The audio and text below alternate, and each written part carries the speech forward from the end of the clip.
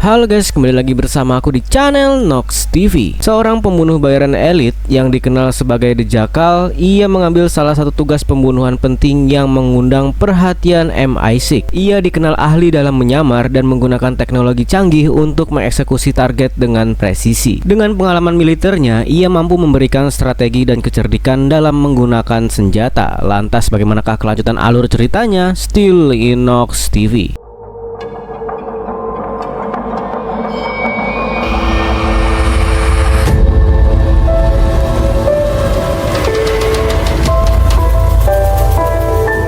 Berlatar di kota Jerman, seorang petugas kebersihan lanjut usia bernama Ralph menjalani rutinitas malamnya seperti biasa. Dengan langkah santai, ia melewati pos keamanan tanpa hambatan dan memasuki sebuah kantor. Seorang politisi sayap kanan dan pengusaha yang bercita-cita menjadi konselor Jerman. Tidak ada yang mencurigai dirinya hingga tiba-tiba Ralph menarik keluar sebuah pistol peredam dari balik seragamnya. Dalam hitungan detik, suasana kantor berubah menjadi kacau. Dengan ketenangan luar biasa, Ralph menembak para penjaga keamanan satu persatu dengan presisi mematikan. Tak ada peringatan, tak ada celah bagi targetnya untuk melawan. Namun setelah mengeliminasi ancaman utama, ia beralih ke target berikutnya. Seorang pria yang bernama Elias, putra Manfred Press. Elias tidak langsung dieksekusi, ia hanya ditembak di kakinya. Namun, alasan dibalik keputusan itu tetap menjadi misteri. Alih-alih melanjutkan aksinya, Ralph segera melakukan pelarian yang tidak terduga. Dengan keahlian luar biasa, ia menuruni sisi gedung menggunakan tali pengaman, meninggalkan jejak minim di tempat kejadian. Sesampainya di tempat persembunyian, ia berdiri di depan cermin dan mulai melepaskan penyamarannya satu persatu. Wajah tua Ralph telah menghilang, memperlihatkan sosok yang jauh lebih muda. Saat topeng terakhir dilepas, identitas aslinya pun terungkap. Ralph bukanlah siapa-siapa, melainkan pembunuh bayaran legendaris yang dikenal sebagai The Jackal. Keesokan paginya, ia melanjutkan rencananya dengan tenang. Ia menuju sebuah apartemen yang berjarak 3.815 meter dari rumah sakit tempat Elias dirawat. Dari kejauhan, ia menunggu dengan sabar hingga Manfred tiba di rumah sakit untuk menjenguk putranya. Meski berada dalam penjagaan ketat, Manfred tetap menjadi sasaran empuk bagi pembunuh bayaran tersebut. Dengan presisi yang hampir tidak masuk akal, ia menarik pelatuknya. Dalam sekejap, satu peluru melesat tepat mengenai Manfred, menjatuhkannya seketika.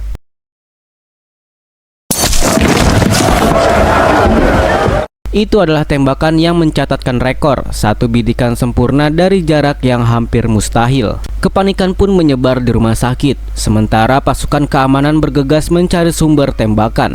Di apartemen, The Jackal tetap tenang. Ia membongkar senapan customnya dengan efisiensi luar biasa. Senjata yang telah dirancang untuk disamarkan sebagai koper biasa. Setelah merapikannya, ia meninggalkan tempat itu tanpa menarik perhatian. Melangkah keluar bangunan, masuk ke mobil, dan menghilang seolah-olah ia tidak pernah ada. Di London, kabar pembunuhan Manfred segera mencapai telinga Bianca, seorang agen yang dikenal karena keahliannya dalam senjata api. Berkat pengetahuan yang mendalam, Bianca segera menyimpulkan bahwa satu-satunya cara The Jackal bisa membawa senjata sebesar itu tanpa terdeteksi adalah jika senapan itu dirancang untuk dibongkar dan disamarkan sebagai koper. Menurutnya, senjata itu adalah bagian dari dirinya. Dia tidak akan meninggalkannya jika dia membawa, maka koper itu harus ada bersamanya. Penalaran Bianca yang cepat menarik perhatian Isabel Kirby, wakil kepala MI6. Kagum dengan kemampuannya, Isabel memutuskan bahwa Bianca harus bergabung dalam tim investigasi untuk memburu sang pembunuh bayaran. Menganalisis lebih jauh, Bianca menyadari bahwa senapan yang digunakan memiliki desain yang unik yang hanya bisa dibuat oleh satu orang.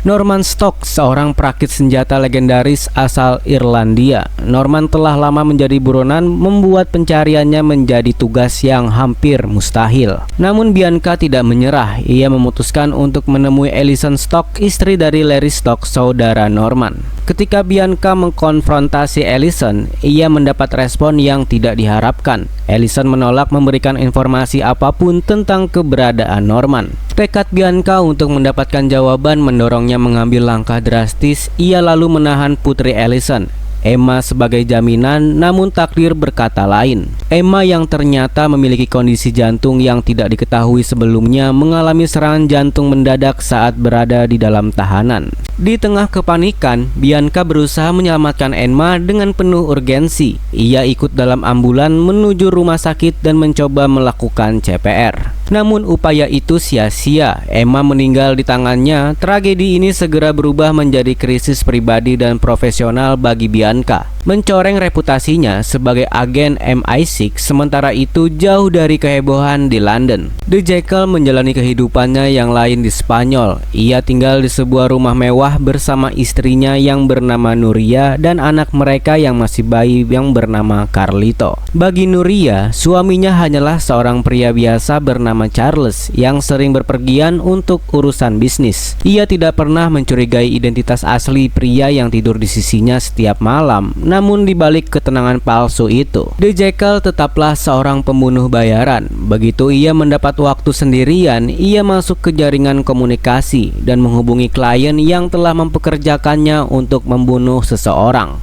yang dimana ia menuntut pembayaran sisa sebesar 3 juta euro. Tetapi respon yang ia terima sungguh mengejutkan. Kliennya menolak untuk membayar.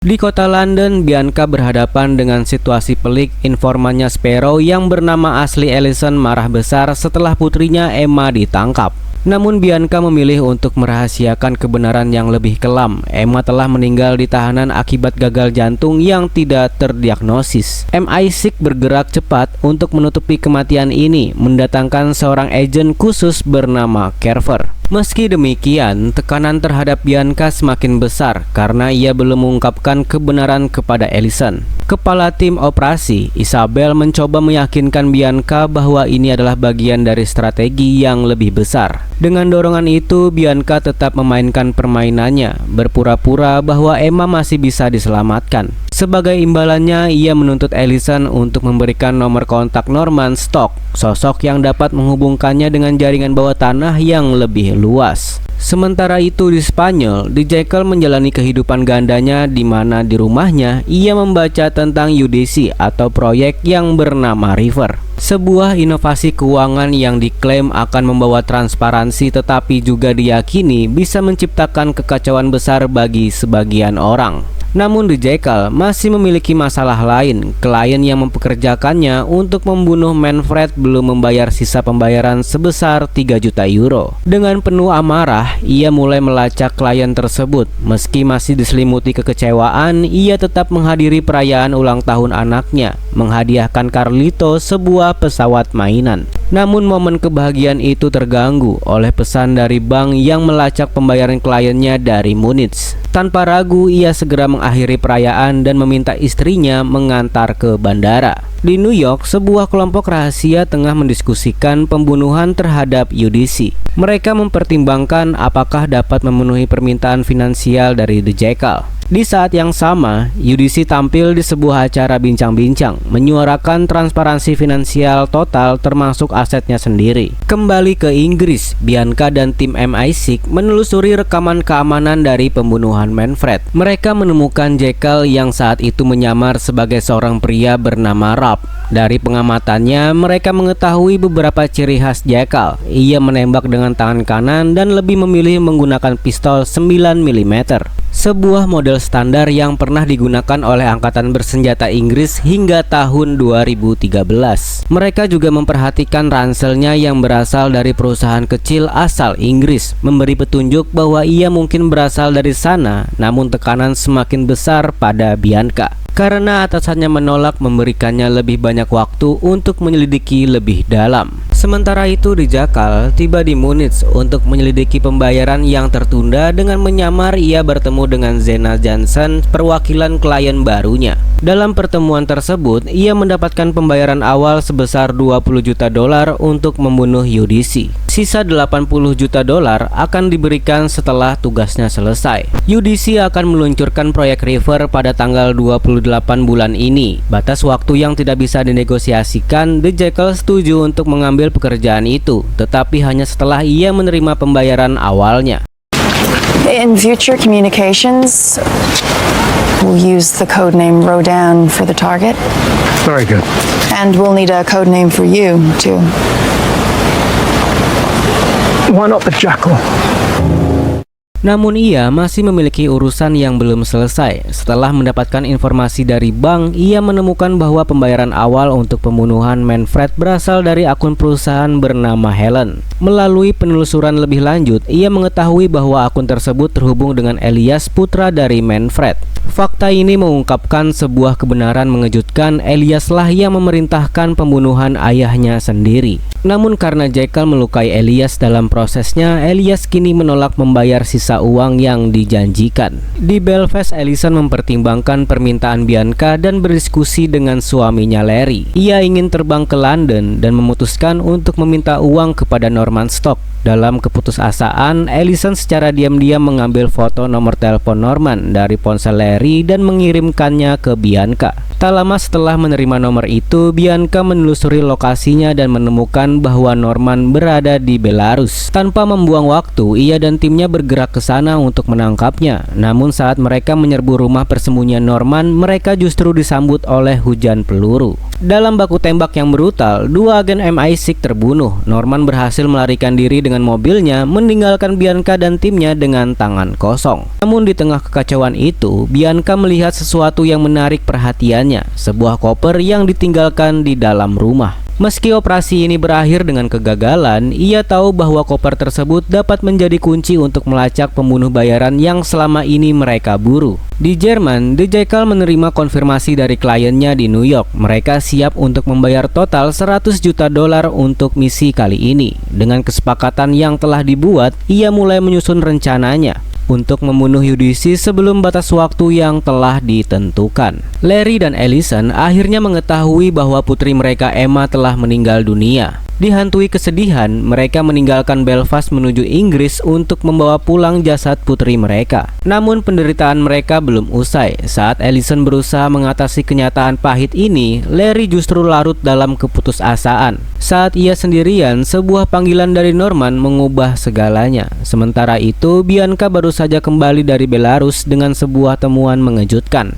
Koper yang ia temukan ketika disusun kembali ternyata merupakan sebuah senapan sniper tersembunyi. Penemuan ini menjadi kunci yang menjaga kelangsungan misi mereka meskipun tekanan untuk membubarkan tim semakin kuat. Namun ancaman lebih besar mengintai di MI6. Kecurigaan terhadap keberadaan seorang mata-mata di dalam organisasi semakin mencuat, terutama setelah serangkaian informasi rahasia bocor ke tangan musuh. Di Jerman, The Jackal beraksi kembali. Ia menyamar sebagai pria berduka yang hendak mengatur pemakaman ibunya. Dengan cerdik, ia berpura-pura mengalami migrain, membuat petugas pemakaman meninggalkannya sendirian di ruangan tersebut.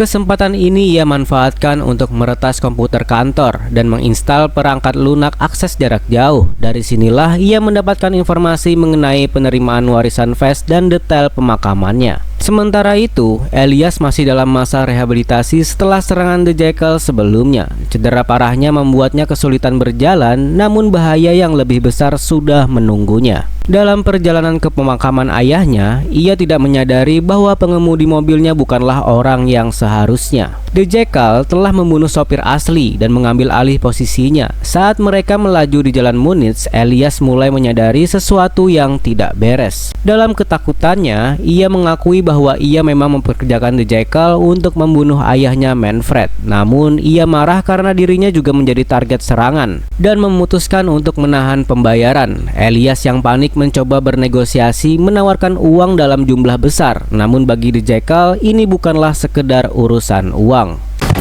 Nice.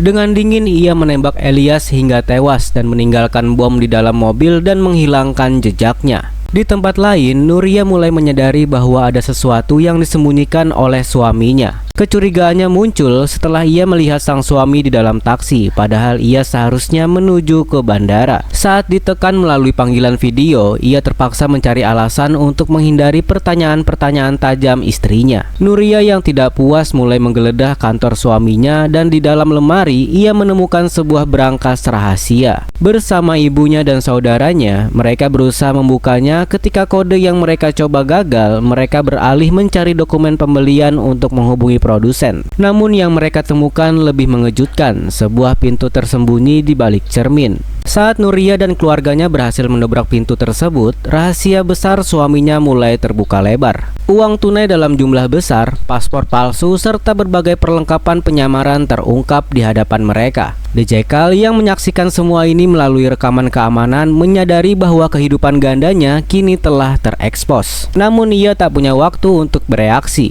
Ponselnya bergetar dengan notifikasi peringatan keamanan. Rahasianya telah terbongkar dan waktunya untuk bertindak semakin menipis. Setelah pembunuhan Elias Vest, tim MI6 berusaha keras untuk menemukan jejak sang pembunuh. Tetapi ia tetap tidak terdeteksi. Bahkan saksi yang mendengar kejadian melalui telepon hanya bisa memastikan bahwa pembunuhnya adalah seorang pria yang berbicara dalam bahasa Inggris. Sementara itu Jackal berada di Perancis, di mana ia tampak kehilangan fokus dan secara tidak sengaja menabrak bagian belakang sebuah mobil van. Ketika ia mencoba membayar pengemudi untuk menyelesaikan masalah, pengemudi itu menolak dan malah memanggil polisi. Dalam kepanikan, Jackal menembak mati pengemudi dan polisi, lalu menyusun ulang tempat kejadian agar terlihat seperti kedua pria itu saling membunuh sebelum ia melarikan diri. Di tempat lain, Bianca dan Halcro mendapat informasi bahwa The Jackal memiliki target baru dengan kode nama Rodin. Untuk mempersempit pencarian, Bianca bertemu dengan George, seorang mantan perwira militer. Ia menanyakan apakah ada seseorang yang mampu melakukan tembakan dari jarak lebih dari 3.800 meter. George memberitahu bahwa hanya ada satu orang yang mungkin bisa melakukannya, Alexander Duggan, seorang sniper legendaris yang dipercaya telah tewas dalam ledakan 10 tahun lalu bersama seluruh timnya. Informasi ini tidak banyak membantu karena Duggan telah lama dianggap mati. Di sisi lain, Jackal menemui Nuria yang panik setelah menemukan ruangan mata-mata miliknya. Ia membujuknya untuk bertemu di Paris, berjanji akan menjelaskan segalanya. Saat tiba, Nuria langsung menampar Jackal dan menuntut kebenaran. Jackal mengaku telah berbohong, tetapi meyakinkannya bahwa ia mencintainya. Ia tetap menyembunyikan kebenaran bahwa ia adalah seorang pembunuh, dan malah mengklaim dirinya sebagai seorang agen dari orang-orang yang ingin memperkerjakannya. Ia berjanji bahwa setelah pekerjaan terakhirnya selesai, ia akan keluar dari dunia ini selamanya. Meskipun skeptis, Nuria akhirnya luluh. I'm a troubleshooter.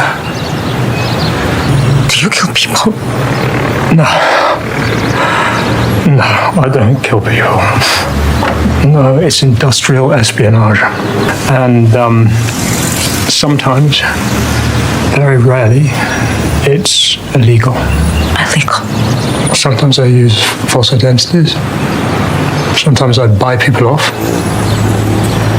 Sounds fucking dangerous. Di kota New York, tim Zena mendapatkan informasi bahwa Jackal berada di balik pembunuhan Elias. Mereka mulai meragukan kemampuannya untuk menargetkan UDC, tetapi ketika motifnya terungkap, pemimpin tertinggi mereka malah mengagumi karakter Jackal dan memutuskan untuk tetap mendukungnya. Sementara itu, Ellison telah dibunuh oleh Larry karena telah menyerahkan saudaranya kepada polisi. Larry yang kini menyamar sebagai Ellison melalui telepon menghubungi Bianca dan mengatur pertemuan dengannya. Saat mereka bertemu, Larry menyerangnya dengan pisau, meninggalkan luka di lengannya. Bianca berhasil melarikan diri dan meminta bantuan, tetapi Larry kabur sebelum polisi tiba di sana. Ketika Bianca kembali ke rumahnya, ia mendapati Larry sudah lebih dulu sampai di sana dan menyandra putrinya. Dalam momen tegang ini, Bianca menembak dan melukai Larry di kakinya, memaksanya melepaskan putrinya sebelum akhirnya ditangkap. Namun Larry tetap menolak memberikan informasi mengenai Norman. Di sisi lain, UDC sedang menikmati waktu di pulau pribadinya ketika tim keamanan memberitahu bahwa ada kontrak pembunuhan terhadapnya. UDC menanggapinya dengan santai, menganggapnya sebagai hal yang sudah ia perkirakan. Ia tetap bersikeras melanjutkan peluncuran River, sebuah perangkat lunak revolusioner yang dapat mengungkap korupsi di kalangan orang-orang kaya dan berpengaruh, serta menunjukkan lokasi uang gelap mereka di seluruh dunia. Jekyll yang tiba di Estonia dan menghadiri sebuah acara di arena tempat UDC akan muncul, ia mengamati lokasi untuk menemukan posisi menembak terbaik. Tetapi tiba-tiba atap bergerak, membuatnya hampir terjatuh dan menggantung di kabel listrik. Dalam kepanikan, ponselnya terjatuh ke kerumunan. Beruntung, seorang pekerja bernama Rasmus membantunya mengambil kembali ponselnya. Dan Jekyll dengan cepat membangun hubungan dengannya. Saat Jekyll kembali ke kamar hotel, ia menemukan Zena sudah menunggunya. Untuk pertama kalinya, ia melihat wajah Jekyll secara langsung. Setelah melacak keberadaan di Jekyll, Zena memperingatkannya agar tidak bermain-main dengan klien yang telah menyewanya. Dia menegaskan bahwa mereka jauh lebih berkuasa daripada yang Jekyll kira. Untuk menunjukkan keseriusannya, Zena mengungkap bahwa dia mengetahui tentang Norman Stock. Dia mendorong Jekyll untuk menyelesaikan misinya, seraya memperingatkan bahwa mulai sekarang dia akan selalu mengawasi pergerakannya hingga misi pembunuhan terhadap UDC tuntas. Di tempat lain, Bianca dan Vincent mengunjungi Larry di rumah sakit. Bianca segera mencoba mendapatkan informasi darinya dengan cara brutal. Ia berusaha mencekiknya dengan bantal, lalu membiarkannya bernafas kembali dan berulang kali. Tetapi tetap saja, Larry menolak untuk berbicara, tetapi setelah tekanan terus-menerus, akhirnya dia mengungkap bahwa Norman berada di Budapest. Dia juga mengaku telah mengetahui tempat tinggal Bianca melalui Norman, tapi dia tidak tahu dengan siapa Norman berbicara untuk mendapatkan informasi itu. Sementara itu, Jekyll menghubungi Norman secara langsung, meminta penjelasan tentang situasi yang sedang berlangsung dan meminta persenjataan baru. Namun Norman mengaku bahwa dia tidak dapat membantunya karena dirinya sendiri telah terluka akibat kunjungan dari tim Bianca. Menyadari situasi ini, Jekyll memutuskan untuk bertemu langsung dengan Norman guna membantu merancang senjata yang dia butuhkan. On my own, I won't make a deadline. Is there anyone that can help me? No one I trust. Would you trust me?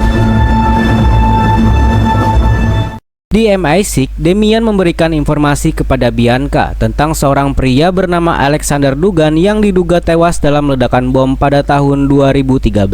Namun profilnya sangat cocok dengan Jekyll. Bianca meminta Demian untuk memverifikasi apakah jasad Dugan benar-benar ditemukan, tetapi tetap bersikap dingin terhadapnya. Sebuah artikel surat kabar kemudian memberi petunjuk kepada Bianca bahwa target mereka sebenarnya adalah UDC. Tanpa membuang waktu, dia dan Vincent bersiap berangkat ke Budapest. Sementara itu, Jekyll tiba di Budapest dan bertemu dengan Norman. Mereka pergi ke lokasi persembunyian Norman yang penuh dengan persenjataan dan amunisi.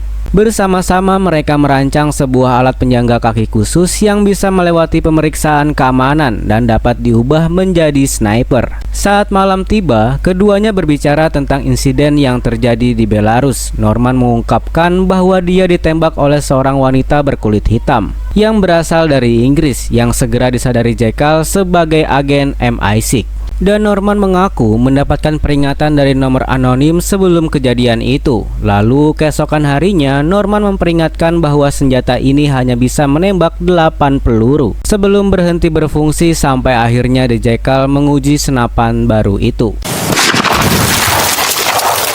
Di saat yang sama, Vincent menghubungi Bianca dan memberitahunya bahwa lokasi target telah ditemukan. Namun ketika Jekyll tengah menghubungi Nuria, dia melihat Bianca dan timnya mendekati tempat persembunyian Norman. Dengan cepat, dia memperingatkan Norman untuk membersihkan jejaknya dan pergi secepat mungkin. Namun sayangnya, waktu yang diberikan tidak cukup. Dalam baku tembak yang terjadi, Norman akhirnya tertangkap. Bianca dan timnya menginterogasinya yang berusaha mendapatkan informasi tentang Jekyll. Lalu mereka menemukan barang-barang milik Jekyll di lokasi. Tetapi sebelum Norman bisa memberikan jawaban, Jekyll menembaknya tepat di kepala dari kejauhan. Shooter, flanking left.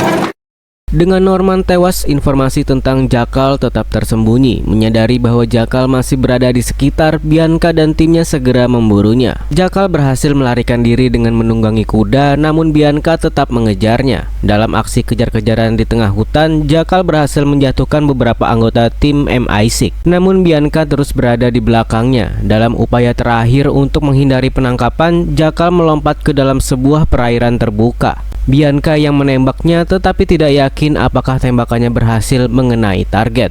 Setelah berhasil menghindari pengejaran, Jakal muncul kembali ke daratan dan mencari perlindungan di sebuah lumbung tua. Kelelahan akibat perburuan panjang, dia mulai terlelap namun nasib buruk menimpanya. Sang pemilik lumbung muncul dan tanpa ragu memukul kepala Jakal dengan senapan membuatnya tidak sadarkan diri. Saat terbangun, Jakal mendapati dirinya berada di dalam sebuah lumbung, diinterogasi oleh seseorang yang berbicara dalam bahasa Hungaria. Sementara itu, polisi masih terus memburunya. Seseorang itu melihat kesempatan untuk mendapatkan keuntungan dari situasi ini. Tanpa menyadari siapa sebenarnya yang sedang ia hadapi, ketidakmampuan mereka untuk berkomunikasi membuat orang itu memanggil saudaranya yang bernama Gabor, yang membawa seorang karyawan bernama Laszlo untuk penerjemah. Namun ketika mereka tiba, situasi sudah berubah. Jakal telah membebaskan dirinya, membunuh orang yang menangkapnya dan merebut senjatanya. Dalam hitungan detik, Gabor pun tewas di tangan sang pembunuh bayaran. Sadar ia membutuhkan sarana pelarian, Jakal memaksa Laszlo untuk mengantarnya keluar dari wilayah tersebut.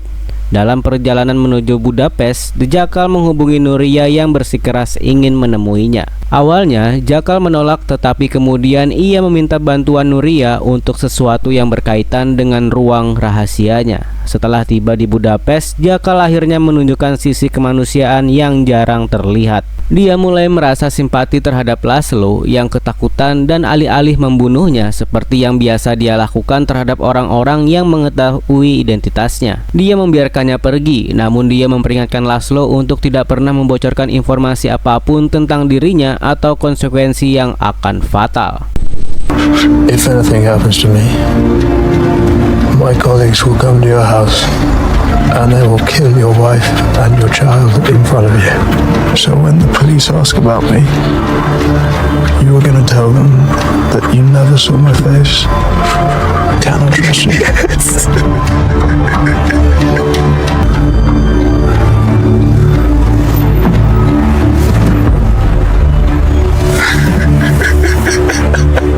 Dalam waktu singkat, Nuria tiba di Budapest dan bertemu dengan Jakal di sebuah hotel. Dia membawa peralatan penyamaran yang diminta dengan teliti. Jakal mengubah dirinya menjadi seorang pria tua yang lemah dan membutuhkan kursi roda. Bahkan, senapan yang baru dirancang oleh Norman telah disamarkan sebagai penyangga kaki, memungkinkan dia melewati keamanan bandara tanpa kecurigaan.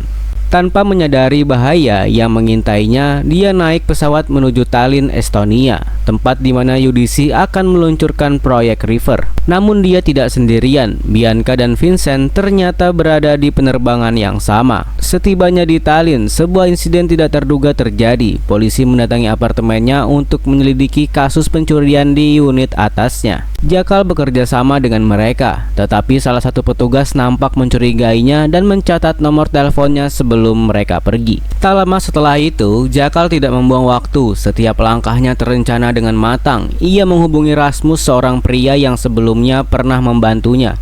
Pertemuan ini bukan sekedar reuni, ini adalah bagian dari strategi. Di dunia The Jakal, tidak ada hubungan yang terjalin antar tujuan. Setiap pertemanan, setiap sentuhan, setiap kata yang ia ucapkan adalah alat dalam permainannya. Saat mereka bertemu, The Jakal memancarkan kehangatan yang hampir tampak tulus. Senyum yang diselipkan di antara percakapan, tatapan yang penuh perhatian, semuanya bagian dari permainan pikiran yang ia kuasai. Malam itu mereka menghabiskan waktu bersama, minum dan akhirnya berbagi tempat tidur. Namun bagi The Jakal, ini bukan sekedar pelampiasan atau ketertarikan pribadi. Dengan menempatkan dirinya dalam kehidupan Rasmus, ia akan mendapatkan akses dan informasi yang ia perlukan nanti. UDC. The Jackal adalah seorang profesional dan dalam permainannya tidak ada batasan sejauh mana ia akan pergi untuk memastikan misinya berhasil. 2 hari sebelum acara peluncuran River, The Jackal telah menyiapkan rencana untuk membunuh UDC. The Jackal kini memiliki akses orang dalam setelah menghabiskan malam dengan Rasmus, seorang pekerja di lokasi acara. Ia memanfaatkan hubungan itu untuk mendapatkan akses ke gedung tempat peluncuran akan berlangsung. Menyamar sebagai seorang arsitek, ia meyakinkan Rasmus untuk membantunya menyelinap ke dalam gedung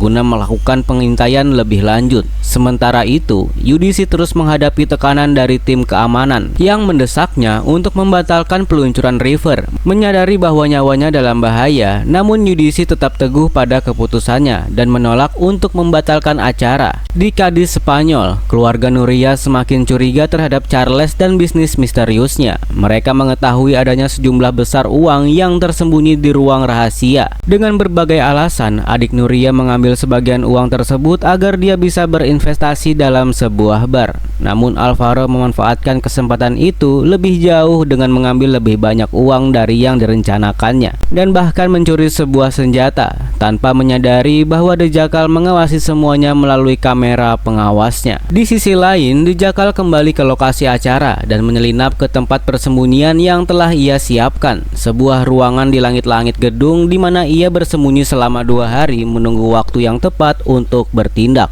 Dalam kesunyian pikirannya, ia kembali ke masa lalu, mengingat masa-masa di militer dan pertemuannya pertama kali dengan Nuria. Ketika hari peluncuran tiba, keamanan diperketat. Petugas keamanan polisi dan agen rahasia memenuhi tempat tersebut. Saat UDC bersiap untuk naik ke atas panggung, demi keamanan, pidato UDC disampaikan dari balik kaca anti peluru. The Jackal yang telah bergerak keluar dari persembunyiannya secara diam-diam menyingkirkan beberapa petugas keamanan untuk mendapatkan posisi tembak yang sempurna. Ia menunggu dengan sabar, menunggu UDC bergerak keluar dari perlindungan kaca anti peluru. Namun sebelumnya sempat melepaskan tembakan, rencananya berantakan karena seseorang penyerang tiba-tiba naik ke atas panggung dan mencoba menembak UDC.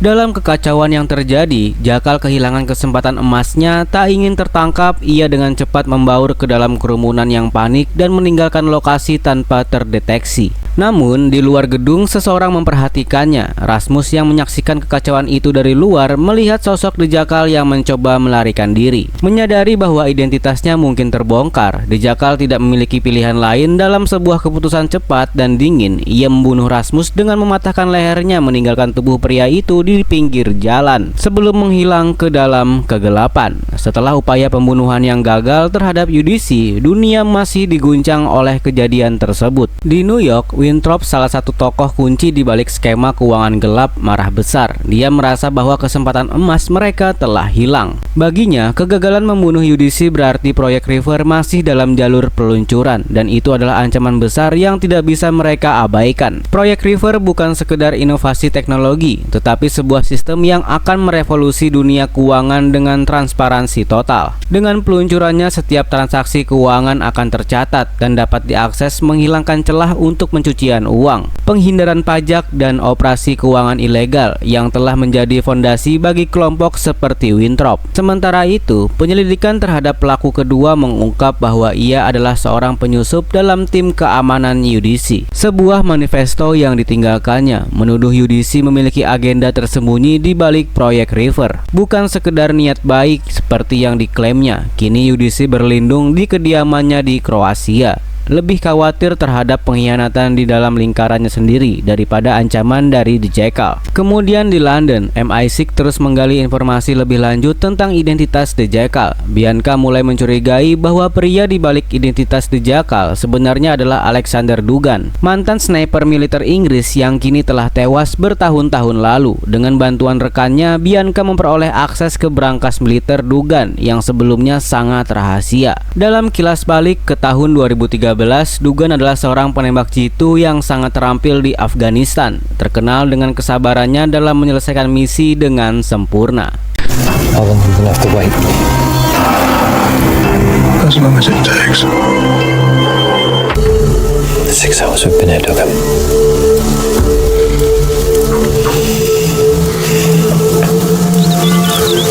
Target coming out of the compound. Range 1,400. Send it.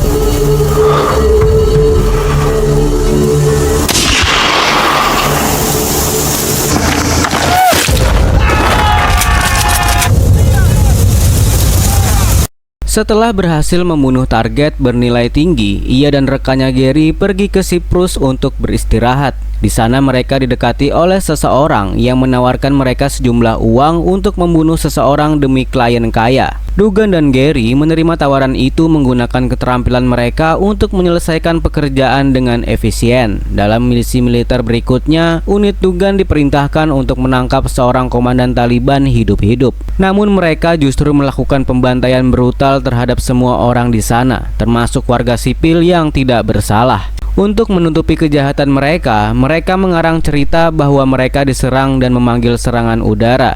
Duggan muak dengan kebrutalan rekan-rekannya dan memutuskan untuk mengambil tindakannya sendiri. Saat mereka meninggalkan lokasi dengan dua mobil bernama Phantom dan Jackal, Duggan dan Gary berhenti untuk memeriksa sesuatu yang mencurigakan. Saat yang lain menunggu di dalam kendaraan, Duggan meledakkan keduanya dengan bom kendali jarak jauh. Membunuh seluruh unitnya, hanya Duggan dan Gary yang selamat lalu menghilang dari radar militer. Fucking tricycle! What the fuck? Mount up! Come on, mate, let's go.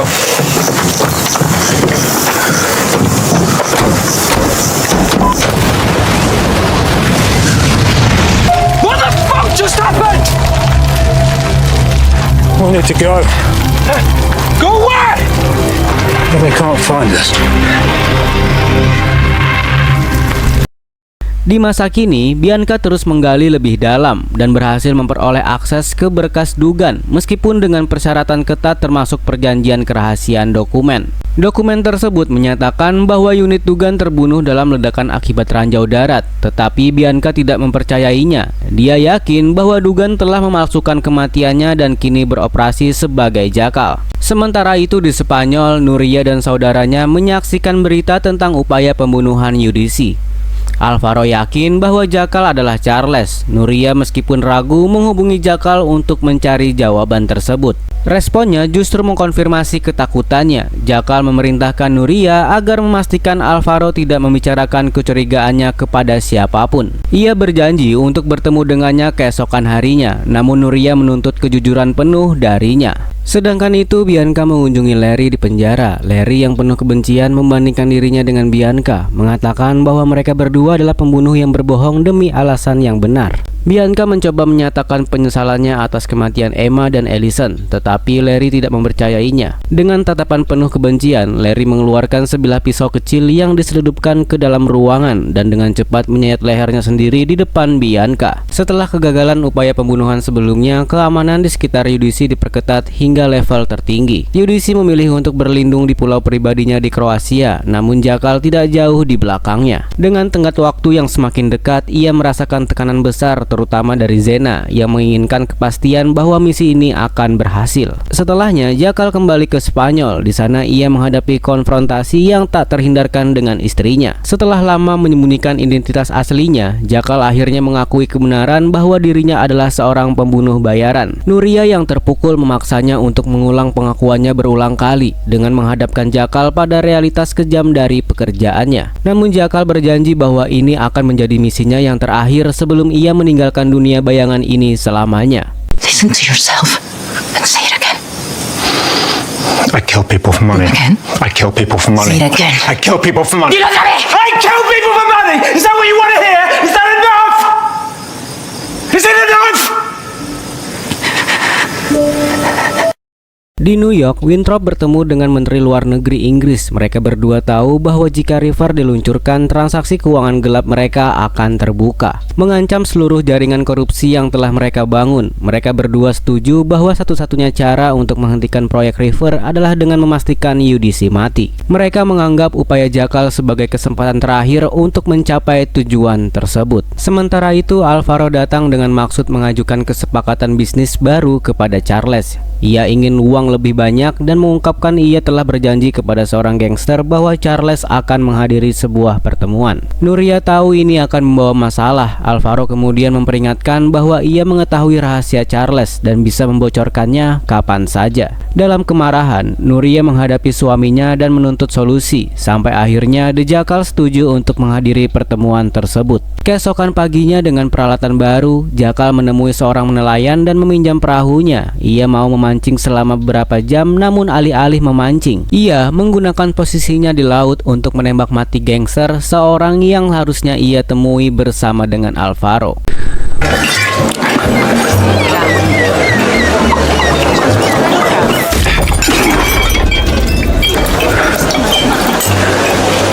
Jimmy?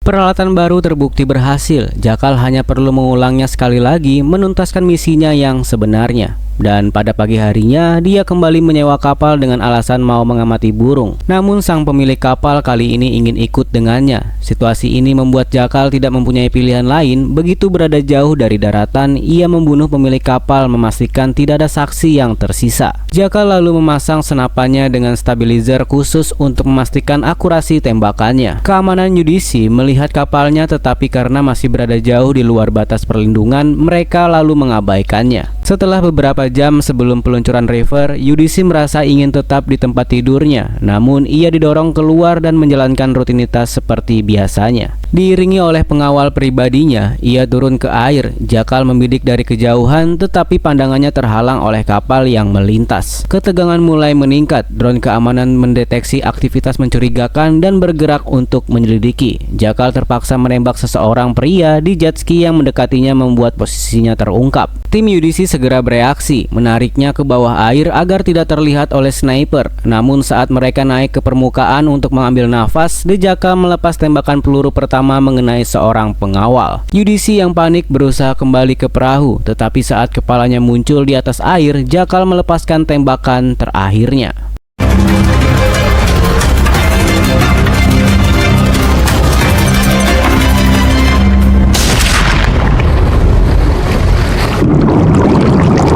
There you are.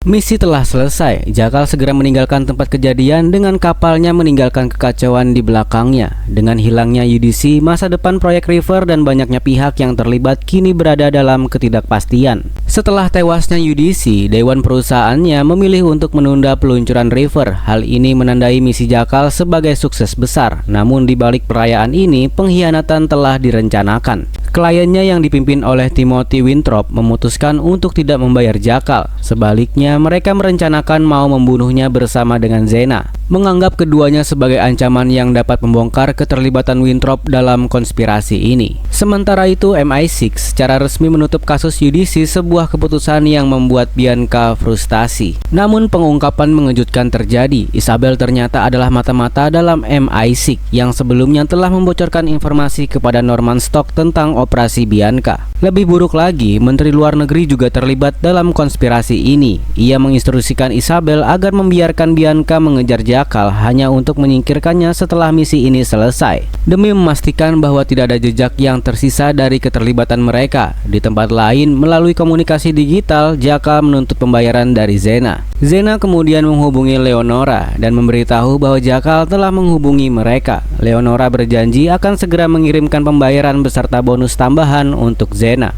Namun Zena merasa ada yang tidak beres, mengabaikan perintah untuk tetap berada di kamarnya. Ia memutuskan kabur dan ternyata tepat karena seseorang telah dikirim untuk membunuhnya. Sedangkan itu, Bianca dan rekannya tiba di Spanyol dan bertemu dengan penyelidik yang menangani kasus pembunuhan gangster. Setelah menemukan hubungan antara Alvaro dan pria kaya asal Inggris itu, mereka segera menyadari bahwa pria itu adalah Jakal dan meminta alamatnya. Sementara itu, Jakal memang sedang dalam perjalanan pulang, tetapi istrinya telah mencapai batas kesabarannya. Hidup dalam ketakutan akan bahaya yang selalu mengintai, Nuria merasa tidak sanggup lagi menjalani kehidupan yang terus dibayangi oleh pelarian. Saat berbicara dengan suaminya di telepon, Jakal mengisyaratkan bahwa ia mencintainya, tetapi Nuria bisa merasakan bahwa suaminya sedang dalam masalah besar. Mendengar hal itu, Nuria yang semakin khawatir memutuskan untuk mengambil sejumlah uang dari berangkas suaminya dan melarikan diri bersama putra mereka. Ketika Jakal tiba di rumah, dia segera menyadari bahwa Nuria telah pergi bersama anak mereka dan membawa sebagian besar uang di berangkas. Zena yang menelpon dan memperingatkannya bahwa MI6 telah mengetahui lokasinya. Para klien telah mengkhianatinya. Saat Bianca mulai bergerak masuk ke dalam rumah, kedatangan mereka terganggu oleh Alvaro yang datang. Dalam keadaan mabuk dan bersenjata, terjadi kekacauan. Alvaro lalu ditembak mati. Sadar akan adanya serangan di dalam rumahnya, Jakal mematikan listrik dan bersembunyi di dalam ruangan rahasianya. Momen tegang terjadi. Bianca hampir menemukan persembunyian Jakal di balik cermin dua arah, tetapi ia tidak menyadarinya. Saat alarm berbunyi, Jakal keluar dari tempat persembunyiannya dan menembak Vincent hingga tewas. Pertarungan terakhir pun terjadi antara Bianca dan Jakal. Mereka saling berburu di dalam rumah dan dalam percakapan singkat, mereka saling mengakui bahwa keduanya adalah individu yang selalu ingin menang. Bianca menawarkan kesepakatan untuk membantu Jakal menemukan keluarganya, namun Jakal menolak hal itu. I saw her leave. Let me help you. It doesn't need to end this way. It does.